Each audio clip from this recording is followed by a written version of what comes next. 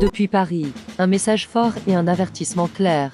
Le président français Emmanuel Macron a qualifié les plans militaires d'Israël à Gaza de catastrophe annoncée et d'une marche vers une guerre sans fin.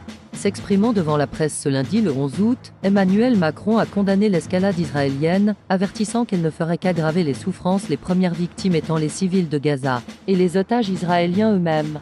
Le chef de l'État appelle à la création d'une coalition internationale, placée sous l'égide des Nations Unies, avec pour mission de stabiliser la bande de Gaza, protéger les civils, acheminer l'aide humanitaire et mettre en place un cadre de gouvernance ouvrant la voie à une paix durable. Il a insisté sur l'urgence d'engager des consultations au Conseil de sécurité, révélant que son équipe avait déjà entamé des discussions avec des partenaires internationaux et arabes pour concrétiser cette initiative. Ces déclarations interviennent à un moment crucial, alors que l'Australie vient de rejoindre la France, le Canada et le Royaume-Uni dans la reconnaissance officielle de l'État palestinien, une décision qui accroît la pression sur Israël pour mettre fin à son offensive. Paris s'active donc sur le terrain diplomatique.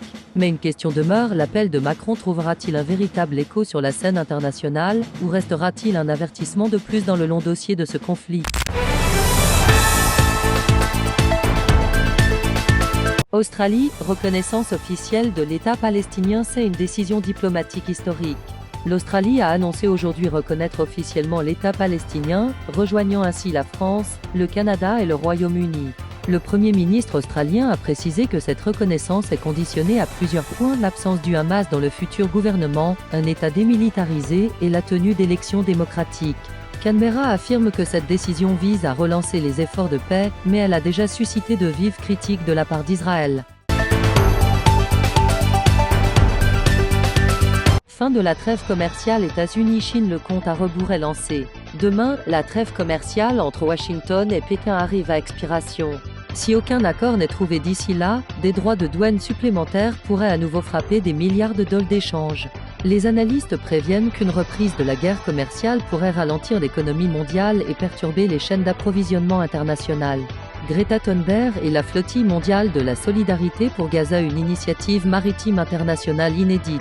L'activiste suédoise Greta Thunberg a annoncé le lancement de la flottille mondiale de la solidarité à destination de Gaza. Le départ est prévu pour le 31 août et rassemblera des participants de 44 pays. L'objectif ? Acheminer une aide humanitaire d'urgence aux habitants de la bande de Gaza, malgré les obstacles logistiques et politiques. Les organisateurs affirment que cette action veut envoyer un message fort: la solidarité ne connaît pas de frontières. Marchés financiers en attente des chiffres de l'inflation américaine, les investisseurs ont les yeux rivés sur Washington. Aujourd'hui seront publiés les nouveaux chiffres de l'inflation aux États-Unis, un indicateur clé qui pourrait influencer les prochaines décisions de la Réserve fédérale sur les taux d'intérêt. Dans le même temps, deux géants de la tech, Nvidia et AMD, ont accepté de reverser 15% de leurs revenus issus des ventes en Chine au gouvernement américain, en échange de licences d'exportation leur permettant de continuer à fournir le marché chinois.